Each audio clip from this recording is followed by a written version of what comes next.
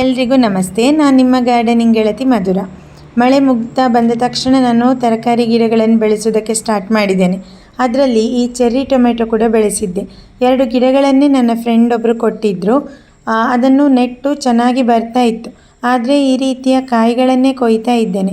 7ರಿಂದ 8 ಕಾಯಿಗಳು ಸಿಕ್ಕಿದೆ. ಯಾಕೆಂತ ರೀಸನ್ ನಿಮಗೆ ಈ ಗಿಡದ ಅವಸ್ಥೆ ನೋಡಿದರೆ ಗೊತ್ತಿರ್ಬೋದು. ಟೊಮೆಟೊ ಗಿಡ ಸಾಕಲಿಕ್ಕೆ ನಮಗೆ ತುಂಬ ಕಷ್ಟ ಆಗ್ತದೆ ನಮ್ಮ ವೆದರಿಗೆ ಅಂತ ನಂಗೆ ಅನಿಸೋದು. ಯಾಕಂದರೆ ಸಾಕಷ್ಟು ಜನ ಹೇಳಿದ ಪ್ರಕಾರ ಟೊಮೆಟೊ ಗಿಡಗಳು ಆಗಾಗ ಸಾಯ್ತಾ ಇರ್ತದೆ. ಗಿಡ ಬರುವಾಗ ಒಂದಿಷ್ಟು ಗಿಡ ಸತ್ತು ಹೋದರೆ ಈ ರೀತಿಯಾಗಿ ನೋಡಿ ಬೆಳೆದು ನಿಂತ ಗಿಡ ಕೂಡ ಸಡನ್ನಾಗಿ ನೆಕ್ಸ್ಟ್ ಡೇಗೆ ನಮಗೆ ಒಣಗಿ ಹೋಗ್ತದೆ.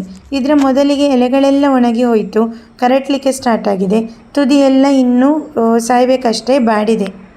ಯಾವುದೇ ವೆರೈಟಿಯ ಟೊಮೆಟೊ ಗಿಡ ಆದರೂ ಕೂಡ ಸೇಮ್ ಪ್ರಾಬ್ಲಮ್ ಹೆಚ್ಚಾಗಿ ಕಂಡು ಬರ್ತದೆ. ನಮ್ಮ ಮಂಗಳೂರು ಕಡೆಯ ಮಣ್ಣಿನ ಗುಣ ಕೂಡ ಇರ್ಬೋದು ಅಂತ ಅಂದ್ಕೊಳ್ತೇನೆ. ದೊಡ್ಡ ವೆರೈಟಿಯ ಟೊಮೆಟೊ ಕೂಡ ನಾನು ಬೆಳೆಸ್ತೇನೆ. ಅದು ಕೂಡ ಇದೇ ಸಮಸ್ಯೆ ಕೆಲವು ಗಿಡಕ್ಕಾಗ್ತದೆ, ಕೆಲವು ಗಿಡ ತುಂಬ ಚೆನ್ನಾಗಿ ಸಾಕಷ್ಟು ಟೊಮೆಟೊಗಳನ್ನು ಕೊಡ್ತಾ ಇರ್ತದೆ. ನಿಮ್ಮಲ್ಲಿ ಕೂಡ ಈ ರೀತಿಯ ಸಮಸ್ಯೆ ಆದರೆ ನೀವು ಏನು ಪರಿಹಾರ ಕಂಡುಕೊಳ್ತೀರಿ ಅನ್ನೋದನ್ನು ಕಮೆಂಟ್ ಮಾಡಿ ನನಗೆ ಕೂಡ ತಿಳಿಸಿ. ಇದರ ಕಾಂಡ ಸ್ವಲ್ಪ ಗಟ್ಟಿ ಇದೆ, ಏನು ಕೀಟ ಬಂದದ್ದೆಲ್ಲ ಏನು ಕೂಡ ನನಗೆ ಕಾಣ್ತಾ ಇಲ್ಲ. ಸಡನ್ನಾಗಿ ನೆಕ್ಸ್ಟ್ ಡೇಗೆ ಈ ರೀತಿ ಆಗಿದೆ ಅಷ್ಟೇ. ಹದವಾದ ಬಿಸಿಲಿನಲ್ಲೇ ಇಟ್ಟಿದ್ದೇನೆ. ಬೇಕಾದಷ್ಟೇ ಗೊಬ್ಬರ ಕೂಡ ಕೊಡ್ತಾ ಇದ್ದೇನೆ. ಹಟ್ಟಿ ಗೊಬ್ಬರ ಹೆಚ್ಚಾಗಿ ಹಾಕೋದೇ ಇಲ್ಲ, ಯಾಕಂದರೆ ಟೊಮೆಟೊ ಗಿಡ ಚೆನ್ನಾಗಿ ಬರೋದಿಲ್ಲ, ಸತ್ತೋಗ್ತದೆ ಹೇಳಿ ಸಗಣಿ ಹಾಕೋದೇ ಇಲ್ಲ. ಇದಕ್ಕೆ ಏನಾದರೂ ಉಳಿದದ್ದು ತರಕಾರಿಯ ತುಂಡುಗಳು ಅದನ್ನೆಲ್ಲ ಸಿಪ್ಪೆ ಎಲ್ಲ ಹಾಕ್ತಾ ಇರೋದು. ಒಂದು ಗಿಡದ ಅವಸ್ಥೆ ಒಂದಾದರೆ ಇನ್ನೊಂದು ಗಿಡ ತೋರಿಸ್ತೇನೆ ನೋಡಿ.